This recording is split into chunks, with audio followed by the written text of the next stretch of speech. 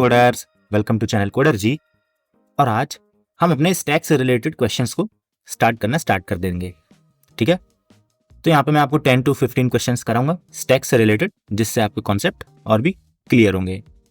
तो फिलहाल आपके लिए बस इतना जानना ज़रूरी है कि स्टैक जो है वो एक डेटा स्ट्रक्चर होता है, और जहाँ तक मैं समझता हूँ आपको प्रायर नॉलेज होगी स्टैक्स की। तो जैसा कि आप सबको पता होगा, ये जो स्टैक होता है हमारा, इसमें फर्स्ट इन और लास्ट आउट का कॉन्सेप्ट होता है।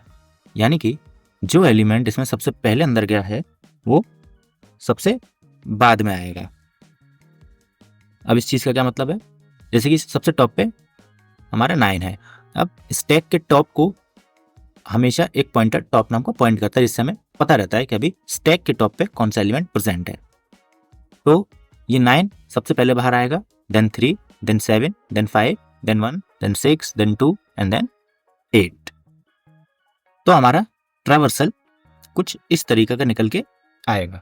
ओके, यानी कि स्टैक का यूज आप किसी भी इंटीजर या नंबर या स्ट्रिंग को रिवर्स करने के लिए भी कर सकते हैं। Now back to our question, valid parenthesis क्या होगा? नाउ वैलिड पैरेंथेसिस, जैसे कि आपने कभी लूप लिखा होगा ना, तो आपको समझ होगा कि एक ब्रैकेट के अंदर कुछ इस तरीके की सिनेरियो आपने देखे होंगे। हम तरह तरह के ब्रैकेट्स का यूज करते हैं लाइक दिस।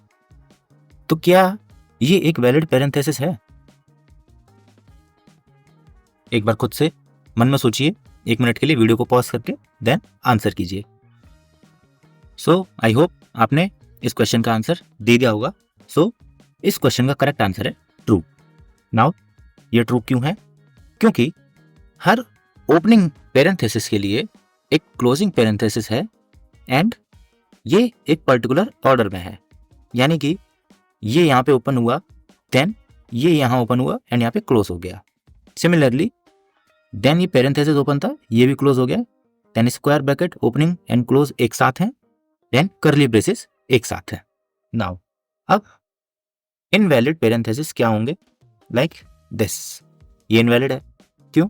क्योंकि ये ओपनिंग है, इसका क्लोजिंग नहीं है करस्पॉन्डिंग, एंड ये क्लोजिंग है, इसका ओपनिंग नहीं है करस्पॉन्डिंग। ओके, तो अब वैलिड पैरेंथेसिस को चेक कैसे किया जाएगा, इस पर बात करते हैं। लेट्स सपोज मेरे पास ये स्ट्रिंग है, ठीक है, एक स्ट्रिंग दी होगी, एंड देन मैंने स्ट्रिंग को एक एक कैरेक्टर करके इस स्टैक में डाल दिया। तो ये फर्स्ट कैरेक्टर होगा एंड ये लास्ट होगा, ठीक है।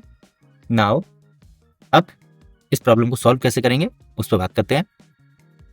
तो यहाँ पे एक स्ट्रिंग गिवन होगी जिसमें एक एलिमेंट होंगे।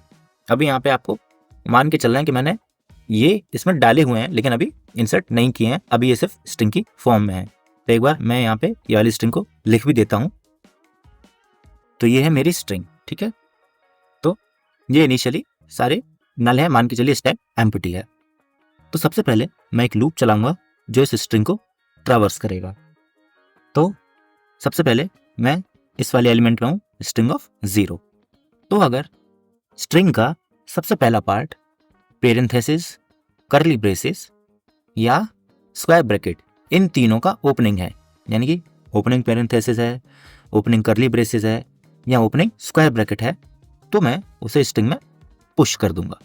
तो यहाँ पे ये 0 जो मेरा है वो फिलहाल की स्ट्रिंग के अकॉर्डिंग ये हो जाएगा, ठीक है।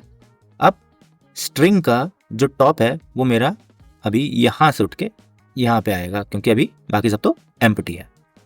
तो अगर स्ट्रिंग का टॉप ये ओपनिंग है, ठीक है, तो इसके लिए मैचिंग वाला क्या होगा, मेरा सिर्फ ये होगा। यानी कि क्लोजिंग पैरेंथेसिस के अलावा अगर क्लोजिंग कर्ली ब्रेसेस आ रहा है या फिर क्लोजिंग स्क्वायर ब्रैकेट आ रहा है, तो मुझे क्या करना पड़ेगा, इसको पॉप कर दूंगा मैं, क्योंकि वो मेरा एक पेयर काउंट हो जाएगा। लेट्स सपोज मेरे पास ये है, ओपनिंग पैरेंथेसिस है। अब यहाँ पे अगर कर्ली ब्रेसेस आ रहा है कुछ इस तरीके से, तो मैं यहीं से फॉल्स रिटर्न कर दूंगा, क्योंकि भाई ये तो क्लोजिंग आ गया पहले ही, इसके बाद तो इसके वैलिड होने का कोई सेंस बनता ही नहीं है, ठीक है। सिमिलरली यहाँ पे कर्ली ब्रेसेस की जगह अगर स्क्वायर ब्रेसेस आ जाते हैं तो भी मैं फॉल्स रिटर्न कर दूंगा। बट नाउ अगर यहाँ पे क्लोजिंग पैरेंथेसिस आ जाता है तो मैं क्या करूंगा, इसको पॉप कर दूंगा एंड अपने टॉप को भी यहां से रिमूव कर दूंगा, क्योंकि मेरा एक पेयर काउंट हो गया है। ठीक, ये हो गया पहला सिनेरियो। लेट्स सपोज अगेन यहाँ पे पेरेंथेसिस है, बट इस बार यहाँ पे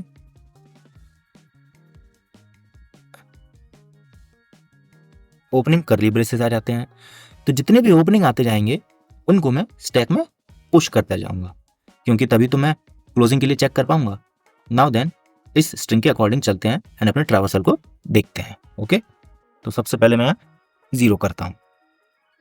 तो सबसे पहला मेरा ओपनिंग पेरेंथेसिस गया, देन लूप आगे जाएगा एस ऑफ आई। जब मेरा एक पॉइंटर आगे मूव करेगा तो ये क्लोजिंग पेरेंथेसिस है एंड ये ओपनिंग मेरा ऑलरेडी स्टैक के टॉप में पड़ा हुआ है। तो जैसे ये दोनों मैच होते हैं मैं इसको यहाँ से पॉप कर दूंगा एंड अगेन यहाँ पे 0 आ जाएगा। देन फिर एक लूप, मतलब जो पॉइंटर है मेरा आगे बढ़ेगा लूप में एंड यहाँ पे वैल्यू आएगी ओपनिंग कर्ली ब्रेसेस। देन इसके लिए फिर से मेरा अगला क्लोजिंग मिल जाएगा, तो यहाँ से मैं से पॉप कर दूंगा। देन अगेन आगे मूव करने पे ओपनिंग कर्ली ब्रेसेस आ गए।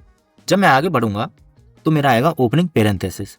अब ओपनिंग पेरेंथेसिस है तो मुझे सारे ओपनिंग्स को अलाउड करना है, तो मैं यहाँ पेरेंथेसिस को यहाँ ले आऊँगा और अपने टॉप को एक पॉइंटर ऊपर मूव कर दूंगा। देन क्लोजिंग पेरेंथेसिस मिला एंड टॉप मेरा ओपनिंग को पॉइंट कर रहा है, यानी कि एक पेयर कंप्लीट हो गया। और इसको यहाँ से पॉप करके मेरा जो टॉप है वो वापस से नीचे आ जाएगा। ठीक है, देन मेरे टॉप के लिए फिर से मुझे क्लोजिंग पेरेंथेसिस, सॉरी पेरेंथेसिस नहीं, स्क्वायर ब्रैकेट मिलेगा एंड देन ये पेयर भी कंप्लीट।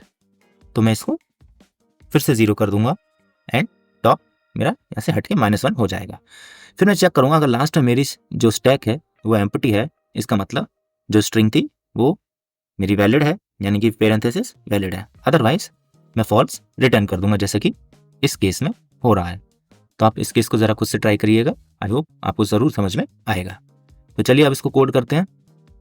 तो हम लोग आ गए यहाँ पे अपने VS कोड में। देन यहाँ पे बॉयलर हिट करते हैं एंड यहाँ पे अपना कोड लिखना स्टार्ट करते हैं।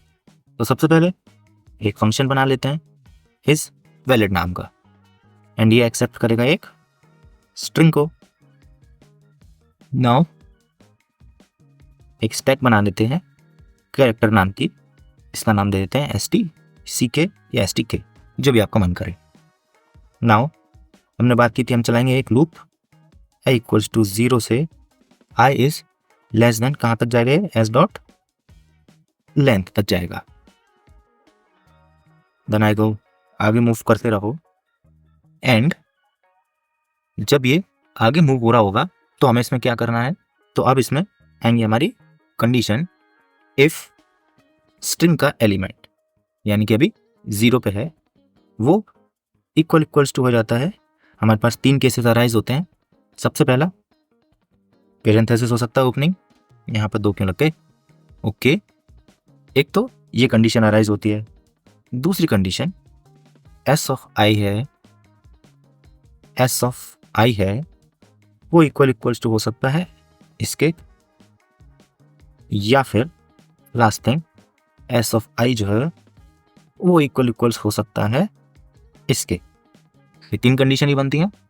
अगर इनमें से कुछ भी नहीं मिलेगा तो मैं फॉल्स रिटर्न कर दूंगा, अदरवाइज स्टैक में अपने मैं पुश कर दूंगा s ऑफ i को। ओपनिंग तो मुझे सारी अलाउड करनी है, सो स्टैक में पुश तो हो गया है। नाउ एल्स कंडीशन में क्या आएगा, अगर मेरा स्टैक खाली नहीं है तो इस तरीके से हम अपने स्टैक को चेक करते हैं खाली है कि नहीं। देन एक और कंडीशन क्या होनी चाहिए, ये इंपॉर्टेंट है तो मैं इसे जरा अलग से लिखता हूं।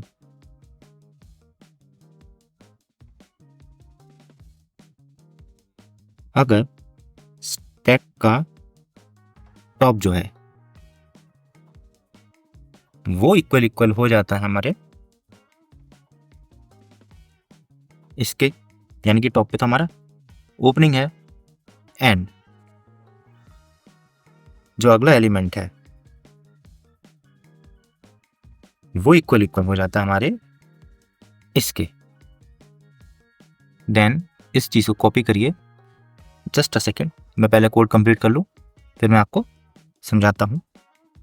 तो paste and paste okay, similarly मुझे यहाँ भी और एंड करना चाहिए। ओके, तो टॉप ये है एंड एस ऑफ आई ये हो जाता है, एंड अगर टॉप ये है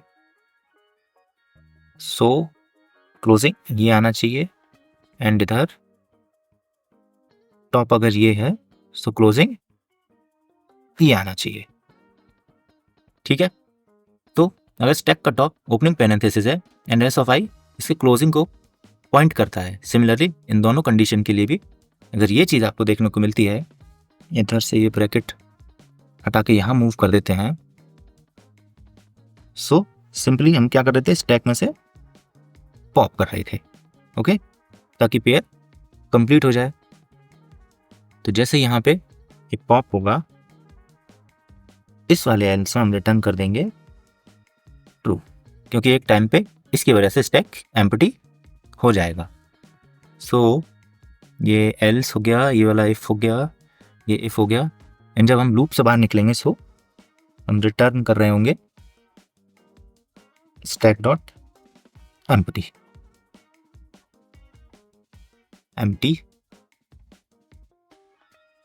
रिटर्न।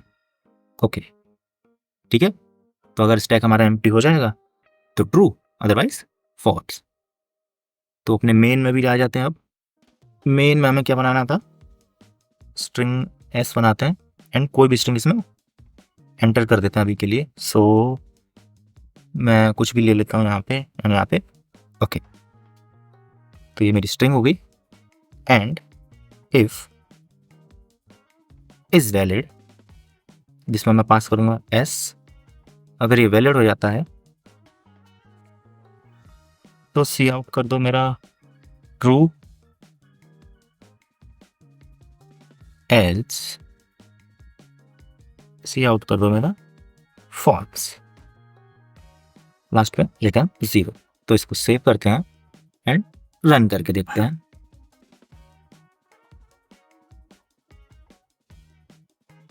सो यहाँ पे रिजल्ट में मुझे ट्रू देखने को मिला है, क्योंकि ये पैरेंथेसिस वैलिड है ना। इसमें से मैं एक चीज़ रिमूव करता हूँ। तो अब इसको सेव करने के बाद दोबारा रन करते हैं,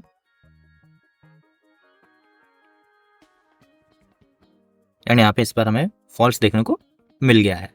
तो ये हमारा सॉल्यूशन परफेक्टली काम कर रहा है। नाउ इस फंक्शन को करते हैं यहाँ से कॉपी, एंड इसको लीड कोड पे करते हैं पेस्ट। तो ये रही हमारी लीड कोड की प्रोफाइल, इस पर अपने कोड को करते हैं पेस्ट एंड देन रन करते हैं। तो यहाँ पे इसने एक्सेप्ट कर लिया है, एंड यहाँ पे इसको करते हैं सबमिट। तो यहाँ पे हमारा ये क्वेश्चन इजीली सॉल्व हो गया है। तो इस लेक्चर में बस इतना ही। Till then happy coding.